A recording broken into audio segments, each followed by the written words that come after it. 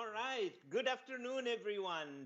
First and foremost, my name is Moez Limayem. I'm the very proud dean of the Muma College of Business. Welcome. Welcome to this conversation with the CEO. First of all, we really apologize about the slight delay, completely out of our control, the wonders of Microsoft Teams. So apologies. This is the very first conversation with the CEO that we have virtually. So today we're making history in so many fronts. First of all, this is the first time we're starting late. That's not a good way to start to make history. But also, this is the first time we do this virtually. We would have loved to see you face to face at the campus, what we always do. But again, COVID-19 charge, and we're happy to see you virtually.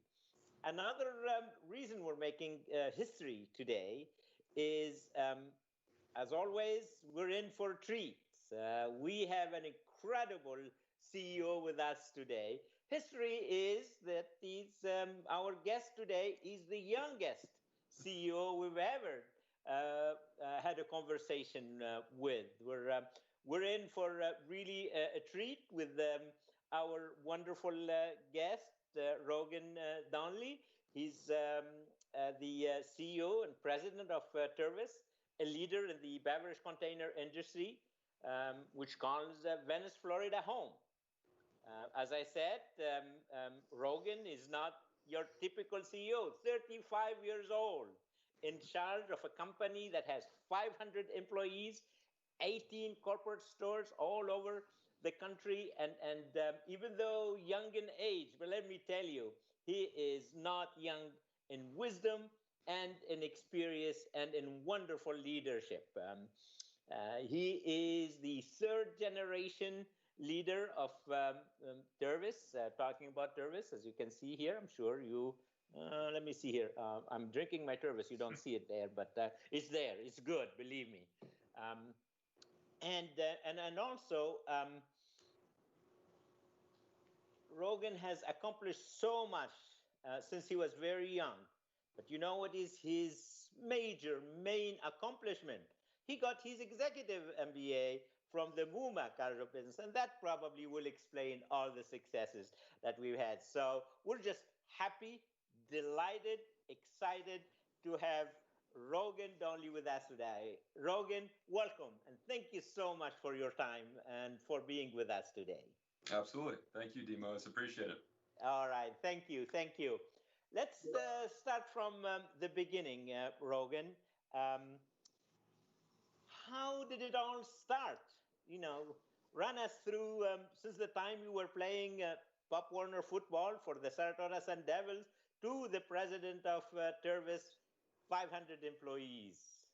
Sure. So so Tervis is a family-run business, and as you said earlier, I'm the third generation family member, and I grew up in the company. I worked as an intern, working in the manufacturing facility. Then, as I got older, worked in sales and worked in marketing. So have really grown up with the business, and it's a little bit unusual just because with a family business, you're never really apart from it. The old adage is if you're sitting around the dinner table that you have your family, your sisters, your brother, and the family business is really another one of those family members that you interact with. So I was very fortunate. I grew up in a great community here in Sarasota, and the business is such a large part of the community, and vice versa. And the business has been such a large part of my life. But I grew up here in Sarasota. And then went to boarding school in Connecticut at 14 and was very fortunate there. I had a lot of great experiences, met a lot of good people, and of course developed some independent thinking and was exposed to great teachers and great professors that really instilled a lot of discipline and helped me mold me into a leader from a young age. So, incredibly fortunate and blessed to have had some great influences in my younger life, and of course had a fantastic opportunity to work at Tervis and lead it as I'm doing today. Oh, that's fascinating, Rogan. So when you started, I mean, you started, as you just mentioned, even at a younger age during holidays and during summers, working for the company in different positions, knowing the company very well. Were you thinking that one day you're going to be the president of this amazing company? Right. Well, I certainly it was always in the back of my mind. I had a great family of influences around me, and they certainly didn't pressure anything, which I think it was extremely important. But when I graduated undergrad, I went to work in Boston for Bank of America in their private wealth division. And I had that kind of a initial reaction of, all right, well, Tervis is such a success and such a well-known company that I want to try to do something on my own and make a name for myself. That was a great experience. I got good experience from a corporate company like Bank of America, and was able to bring some of what I learned from that corporate environment down to Tervis Tumbler. But on my own, I realized, where is the most success? Where can I be the most successful and help in the best way possible?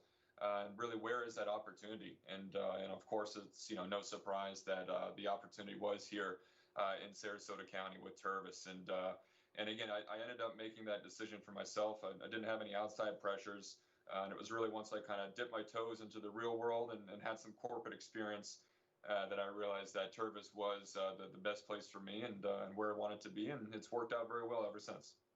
That there was, I'm sure, many of our friends, alums, and students are listening to us today, and many of them are also thinking about family business and working for a family business. Is the, to what extent that period that you spent working for another business is helpful? Is it something that you really recommend for family business, members, family members who want to join the family member, or it's not necessary? No, it was certainly a good experience. At the end of the day, it all comes down to who you're working with and who you're working for. And being a family member within Tervis, you're and we're 500 employees. You're pretty much you've got a target on your back, and it can be a good target certainly. But people always know who you are. They knew I was the boss's son, and so I was well aware that I had that stigma within the company. And I really feel that having outside experience where you really aren't anyone besides an employee as a large corporate organization, you definitely get some good perspective. I say that you can bring back into a family business. But along those lines of experience, as you know, I went to get my executive MBA at USF, and again, that was just something phenomenal that I was able to get a lot of outside experience. The majority of my experience has been growing up within this company, within the family business company, and all my networks and connections were very closely related to the community and to the business. That was one of the main reasons why I decided to get my MBA, even though I had the title of president then. And some people might ask, why, if you're president, why would you go back and get your MBA? And it comes down to just getting that well-rounded experience and getting the exposure to so many different people and so many different industries. So yes, to answer your question, yeah, the more outside experience that I was able to bring to my situation, particularly because I was a family member working in the family business, has been invaluable, and I continue to do that through networking and other events, and certainly through the USF connection as well. But it was priceless to bring outside experience in. Rogan, great two lessons so far. The first one for family business, you need the outside experience, but I really like the second lesson. I bet. If you really want to be successful, what do? Executive MBA at the Muma College Right. of Business. Exactly. I couldn't resist, sorry. but let's fast forward, Rogan. This is really fascinating. You started what 3-4 years ago as a president. Now you're 35, so at 31, 32, that's a really young age. How did you have faced that? Everybody in the company is like, oh, he doesn't know anything. He's young. How did you work hard to earn? because I know you have it. You earn the respect of the not just the C-suite, but also everybody. All of these 500 people was like, oh, damn, he's a kid, 31. No. So how did you face that? Very successfully, I might say. Yeah, no, thank you. It wasn't easy. I think, it was a blessing and a curse. So certainly people knew that I was very dedicated to the company, very dedicated to the brand. I am an owner and was made president. So therefore they knew that I had the best intentions of the company and for them in mind with any decision I made. But that said, when I first got into my role, I would not be afraid to ask questions. At the time, I was managing people who had careers longer than I've been alive, so I did have to work on that respect. And I think one of the attributes that really helped me was transparency. So I was never afraid to ask a question.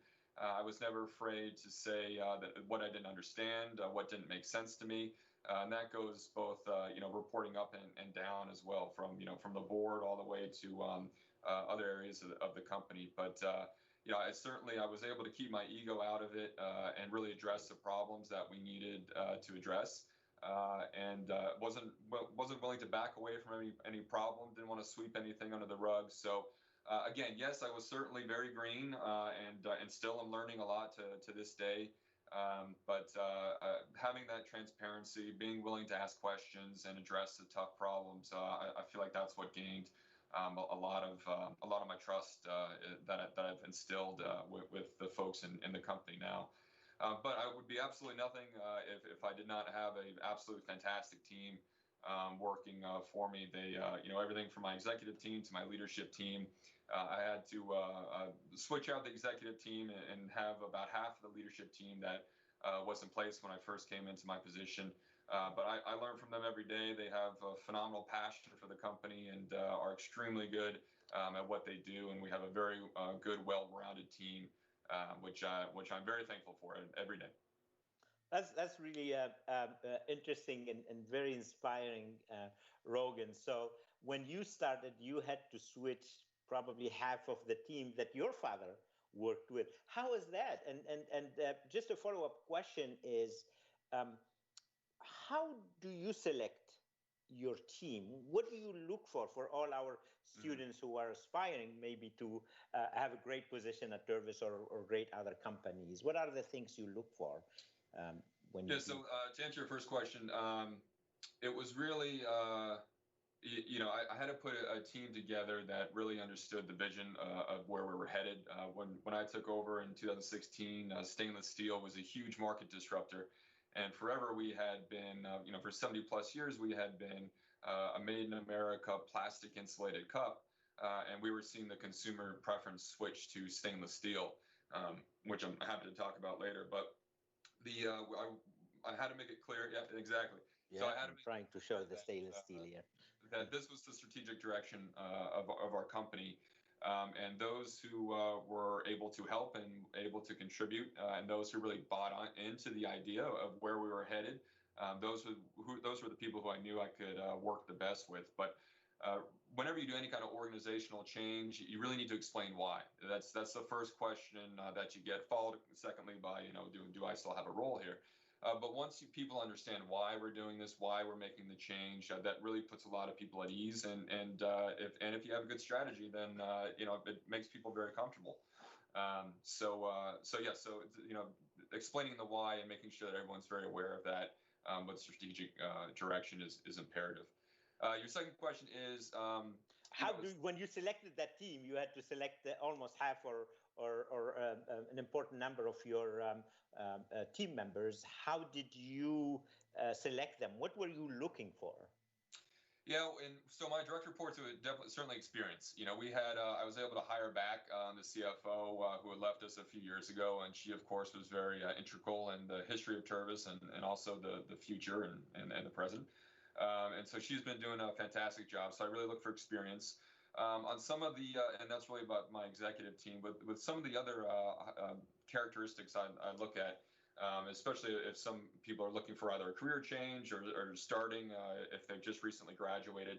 I think it's very important to be very agile and nimble we've had a lot of younger employees who started, and what they were hired to do and what they're doing now is completely different. We have some folks, some younger people in marketing who actually have come from USF and other neighboring universities, and they have a very strong skill set, and they're not to use the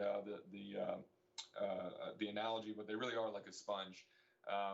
They come in and they can absorb so much, especially a company like Tervis that is relatively small, and we do all types of different things from manufacturing to printing to decorating to licensing. So when I'm looking to hire someone at different levels, it's making sure that they're agile, they can adapt to the situation, that they don't just come in with a certain skill set, that they're able to grow that skill set.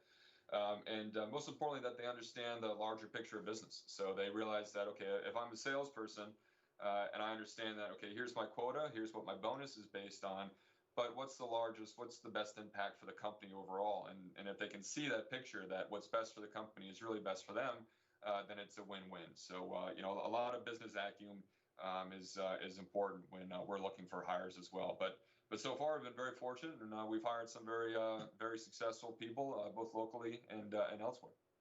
Great. I just want to remind our wonderful audience, Rogan, that they can ask any questions they have for Rogan, and using Twitter, hashtag USF CEO Convo, CONVO. So please keep your questions, and we'll have plenty of time to answer all your questions. But going back, Rogan, to your earlier days, 4 years ago or so, when you started, let's say you probably have not been the luckiest president where everything is easy, starting with the very profound shift in the industry from the plastic to the stainless steel, but also very also significant competition. Tervis was the leader, and all of a sudden we started seeing more companies making these also attractive cups with the stainless steel. How did you make sure? Because the problem is, I always give the example of Kodak, right? I always tell my colleagues, my team members, my worst nightmare is wake up and we become the Kodak of a college of business, investing in the wrong thing in an ivory tower where the industry is going completely in a different ways. How did you earlier on, despite your recency as a president, that you needed to make that strategic shift, and you cannot just stick with what made Tervis, which is the plastic? Mm-hmm. Yeah, well, it was a few things. I think from a culture, we can't be afraid to change. We've been doing, as I said earlier, plastic insulated cups for 70 plus years. That was what we knew. That's what we were comfortable with. However, markets change, consumer preference changed, which in this case it did. We had some disruptive innovation in the way of stainless steel enter the marketplace, and we certainly saw the effects of that. So it was a combination of a few things of why we decided to change. The most obvious one was, our sales were declining, and we saw that the consumer preference was shifting. The difficult situation for us, and why we might have been a little bit late to pick up on the craze, was because we had done a lot of market research, and it showed that our number one brand attribute was made in America. So for about 2 years, we researched how we could do vacuum insulated stainless steel cups in the U.S., and we could not find a cost-efficient way to do it. It wasn't that we didn't know how to do it. It was simply that the price would have been especially starting off, for the end price to the consumer would have priced us out of the market. So we were trying to develop a way to do it in the States, and we just, for about 2 years, and when I came into my role, I just realized that we had to move, and we had to move quickly, or else this opportunity was going to pass us by. So we started sourcing from elsewhere. Now the good news is that we were very fortunate with our distribution channels. So we have a great brand loyalty, good brand awareness, and some fantastic distribution channels, meaning wholesale, our Tervis.com, the promotion industry, our Tervis owned stores, Amazon, etc. So we had the outlets. We just needed to get the most recent and most popular product in their hands. So our ability to be agile, our ability to read the market, and certainly not rest on our laurels was what really made us do the change, and we did it successfully. You know, we had to be different. We couldn't just come out there as another stainless steel cup. One, we wouldn't be able to keep our price point if we weren't differentiated. And two, no one else you don't need another blank stainless steel. You know, you need something creative and something innovative. So we were able to put the Tervis touch on it, which is, again, our designs, our decoration, our customization. That is really our large differentiator that we do better than anyone else in the world, and it starts with quality. And we were able to roll out our value proposition and our differentiator onto these new forms, which happen to be stainless steel, and it's been a large success story ever since. It really has, and I am enjoying my iced coffee, still very iced right there. Now, again, talking a little bit, Rogan, about the difficulties that you had to face earlier on in your tenure as a president, started with very rigorous competition. And then what happened last year, March, or even this year, COVID-19. COVID-19 is probably one of the most significant crises in the last decades, that a lot of people think of it as a public health crisis, but it is really an economic crisis. It's a social crisis that, as we discussed earlier, will have long-lasting effect. So tell me, but you've done, again, probably because of the Executive MBA at Muma Business, you've done such an amazing job, Rogan, leading your company in these difficult times. Tell us what happened and how did you live it, and what did you do to minimize layoffs and preserve jobs? Yeah, first of all, we're very fortunate. You know, we've been in business for 74 years. Next year will mark our 75th anniversary, which is the largest and longest privately held company in our county. So we certainly had a lot going for us with our heritage. I don't want to skip over that at all. Tervis is a household name, which we're extremely fortunate to have. But yeah, there's certainly been some issues that we've had to overcome. My dad jokes that I've been drinking from the fire hose since I took this position, but that's okay. We're able to fare well. We've had some hurricanes and some disruptive innovation, and now, of course, quarantine and COVID.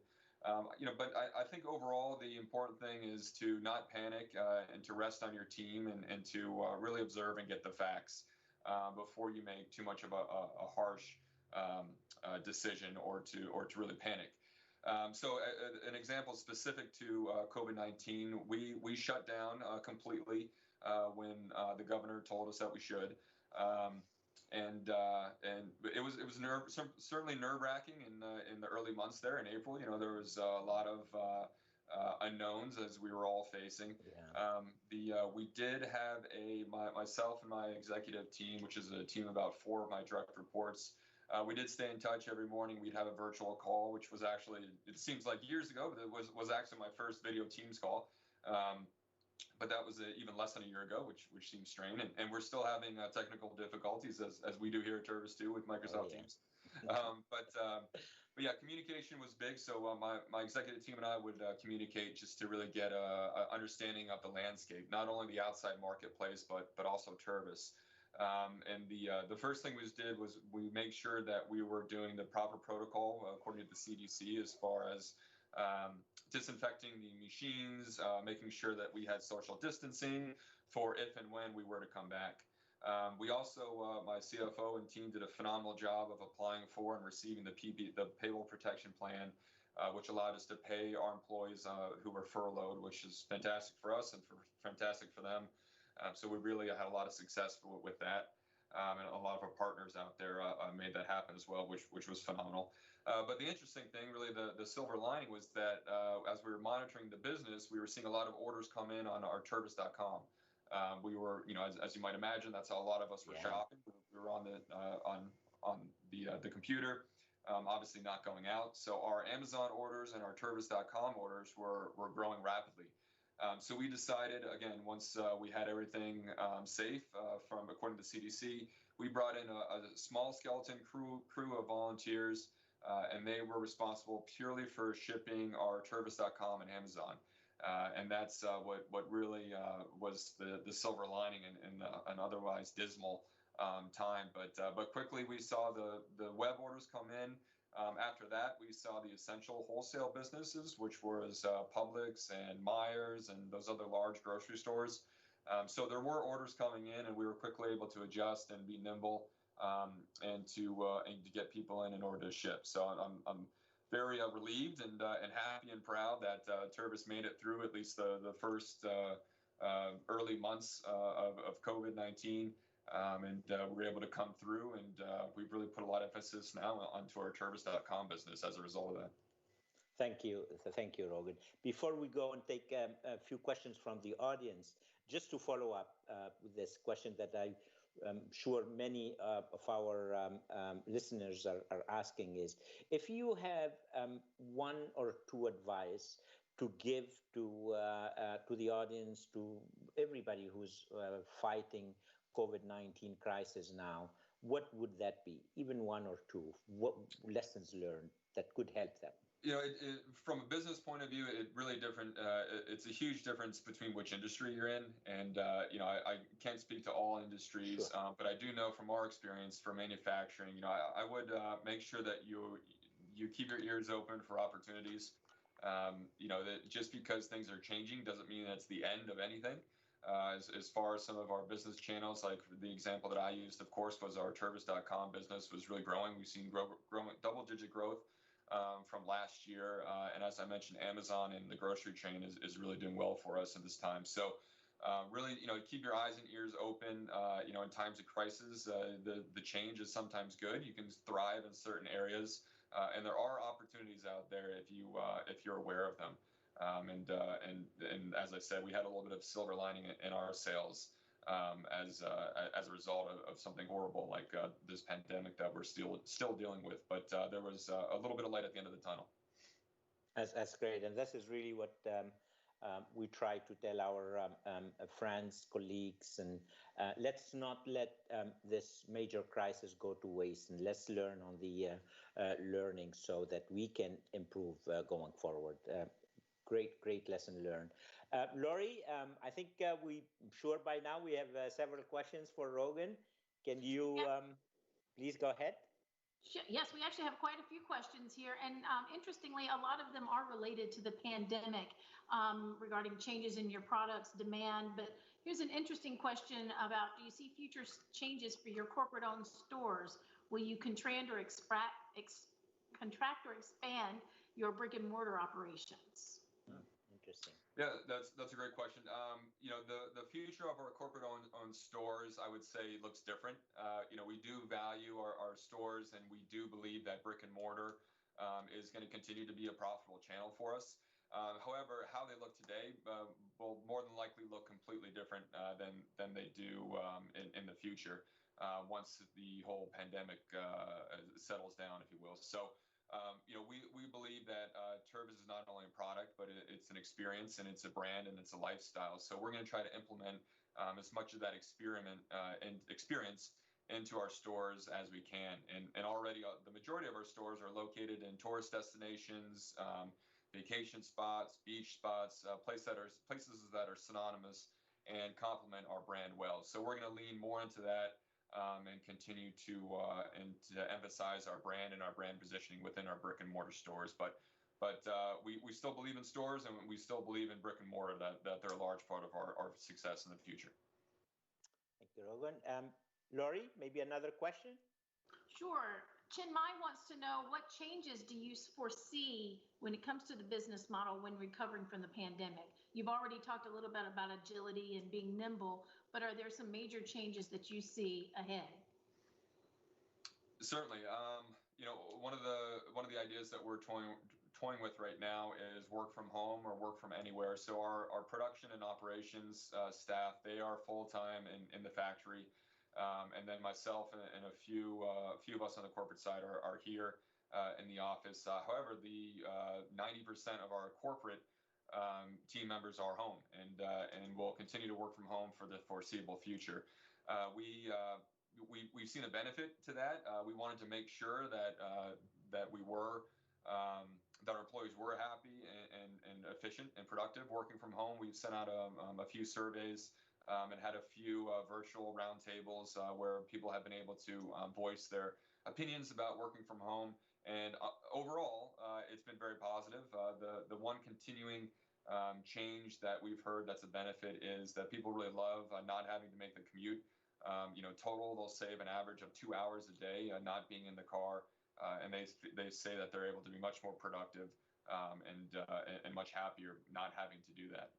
So the work from home, work from anywhere is certainly a change that will continue on into the future. And in fact, we've been able to it's helped our recruiting a little bit as well. We've hired some local people here in the pandemic, but we've also hired 2 people from Colorado as well, and it's really expanded our talent pool that we're able to bring in the best from across the country, not just those who are here locally.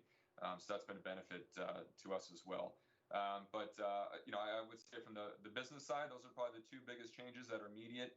And lastly, I would say on the consumer side, we will continue to see this digital sales that has been growing. So as I mentioned, Tervis.com, Amazon.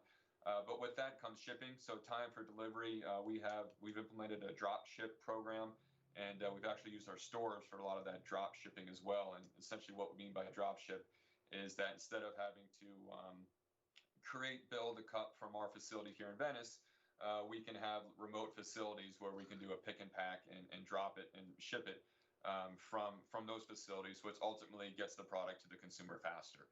We really want to improve our lead times as well as that consumer shifts from brick and mortar to more of that digital shopping as well. So long-winded question, but yes, we certainly see some changes, and there'll be changes that we haven't seen yet that'll come in the future, and we're ready to adapt. Well, there's another question related to that. How has Amazon changed your shopper behavior as compared to, say, people buying directly from your website? Talk a little bit, if you would, about Amazon as part of your business. Sure. Amazon right now for us is doing very well. We're growing very quickly there. However, we have been in business for a very long time, and we're very aware of the pitfalls of something like an Amazon. We don't sell it off of Walmart, but we've heard stories of Walmart where the volume gets so large that eventually the company depends on it too much, and all of a sudden you get yourself in a tough position. So we're well aware of that when we work with Amazon, and to the date they've been phenomenal partners with us. The difference is with Amazon is you have the ability to put what they call a store within a store or a virtual storefront on Amazon, and you can also pay for certain search analytics within Amazon to, if you search cup, if you pay a certain amount, Tervis will come to the top of your search. So they really work well with you or with us in order to make sure that we have a strong brand recognition. We would be worried about if the Tervis was synonymous with Amazon. That's when we would start to get nervous. However, we work hard daily to make sure that we have a strong brand so that when the consumer thinks of Tervis, they don't think of Amazon, they think of all that the brand has to offer and where can I get that brand? And it's either Tervis.com or one of our stores or one of our wholesale partners as well. So right now, Amazon is a great growth channel for us. We're well aware that we want to keep it a certain percentage of our sales, and we're very fortunate that we already have a great robust sales channel diversification between our stores, our Tervis.com, our wholesales, our promotional business. So we're able to balance it out and make sure that one isn't too large, or else we'll get in the danger of really being at the mercy of one supplier one retailer, which we never want to be. If it's wholesale, Amazon, whoever it is, we don't want to be at the mercy of that. So we have some good diversification, and we're keeping it at a certain regulated percentage of our sales.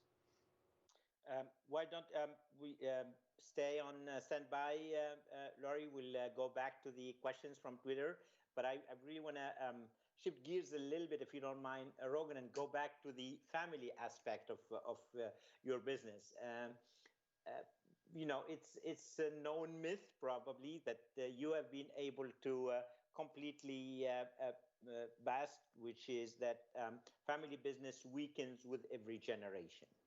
I think you and your father have proven exactly the opposite, where actually the business is getting better with every generation. What's the secret there, and what kind of advice you give to all our listeners who are part of a family business and want to not weaken but strengthen from one generation to the other? Sure, thank you for that. I would say that I give a lot of credit to my parents. They've always kept me involved with, even at a very young age. Not understanding all the details, but how important the business was to our family and our way of life. We were very much aware and connected to the business and how grateful we are for it. Not only for what it was able to provide, but also the impact that we were having on our community and the consumer. As well. So and of course, I've heard the third generation is the generation who blows it. I didn't want to say that. Yeah, no, that's all right. You're not the first person to bring that up. But my assumption is because the third generation might be detached from the business. Not completely understand. Okay, this is my life. What is it? Where did it come from? Essentially. Now, as I said, my family was very good about keeping me very much informed and making sure that I was very grateful for everything that we had and knowing where it came from, which was Tervis. So yes, I certainly give them the credit to make sure that you instill that at a very early age. That's a benefit for everyone, for the employees, for the family, and for the consumer. It's a win-win all around. But not to say we don't have our challenges, certainly. But being connected to the company at a young age and really understanding the value of it was very helpful for me.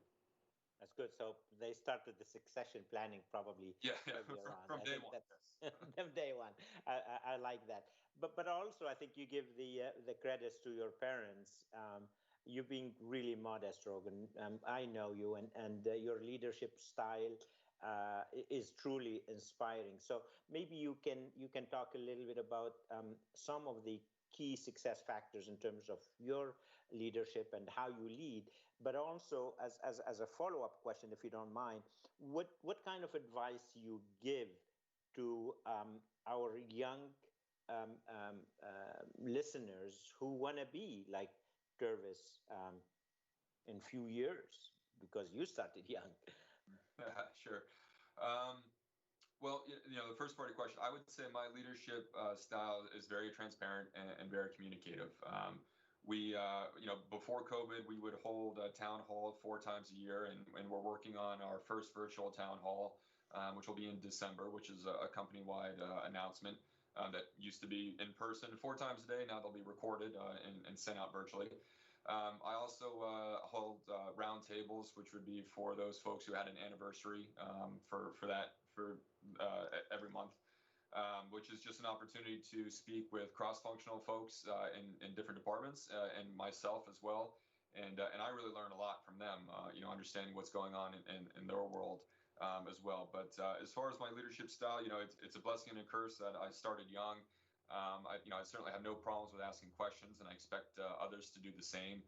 As much as possible, we try to eliminate silos and make sure we have good cross-functional communication, and try to keep egos out of it as much as possible, which it always isn't able to do 100%, but certainly we try to do that as much as possible.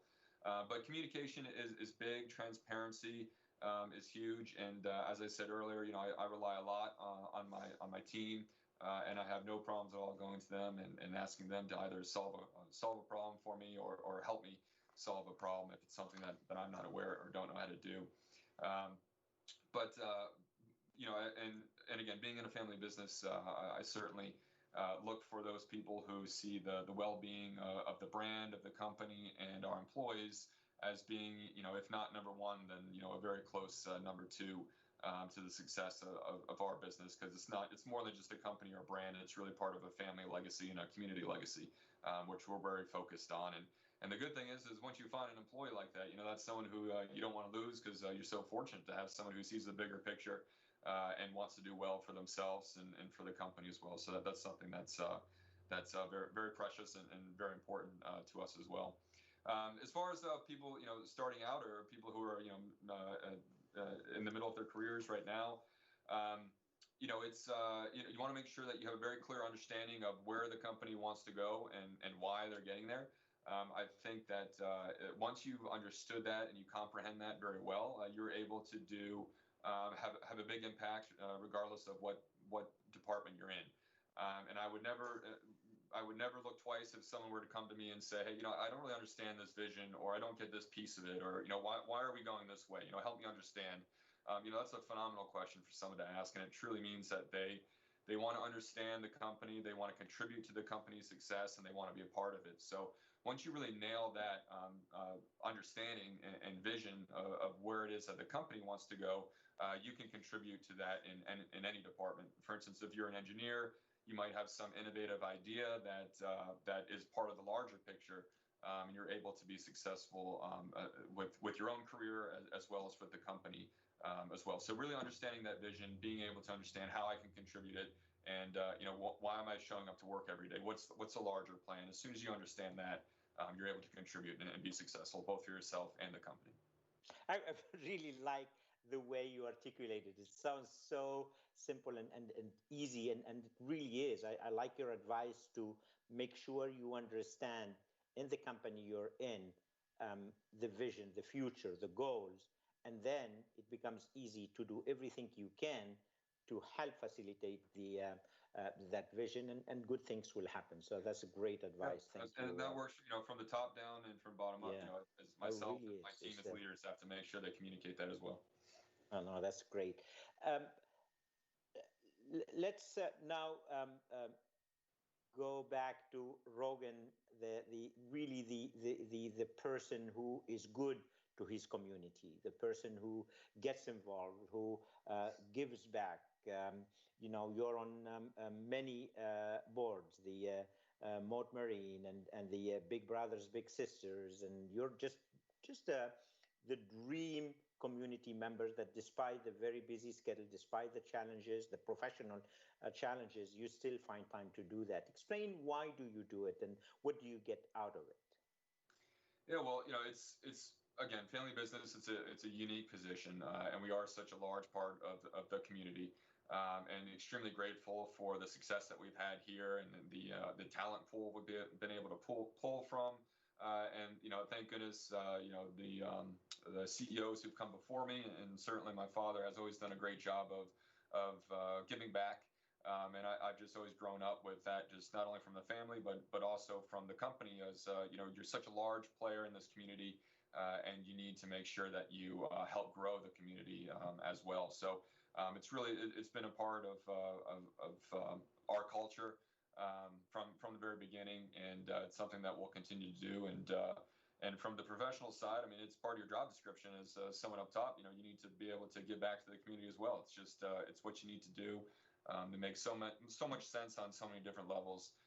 But we're very happy to do it. And the fun part is, for someone like me, it's where I grew up. And I'm fortunate where I have a good network here, and I know who to ask if we want to get something done in a certain area. And Tervis is certainly very involved in the sustainability, and keeping our oceans clean is where we try to contribute the most. And it's been fun for myself as well. And being a big brother is, I've learned more from my little than he has for me, I bet. And it's been a great experience and extremely rewarding.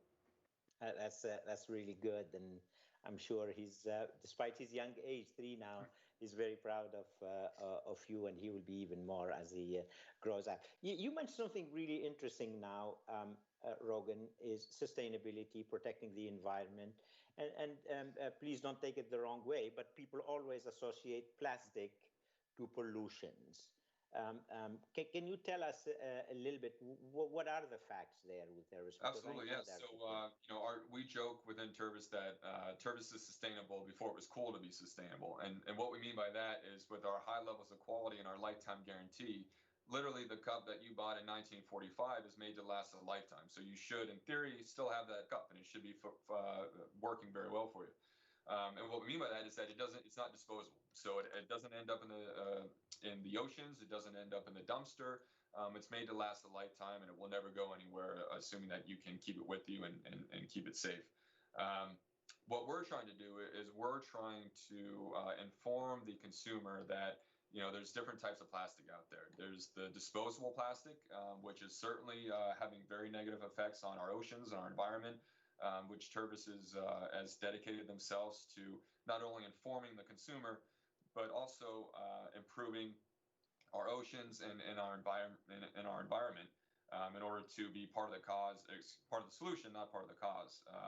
We've done multiple things with locally in Sarasota. We partnered with Moat Marine up in Tampa near you all. We partnered with Florida Aquarium to make sure we do keep our oceans clean and safe. And if it's anything from a portion of our sales from certain cups, or if it's creating recycled tumblers, which we've done.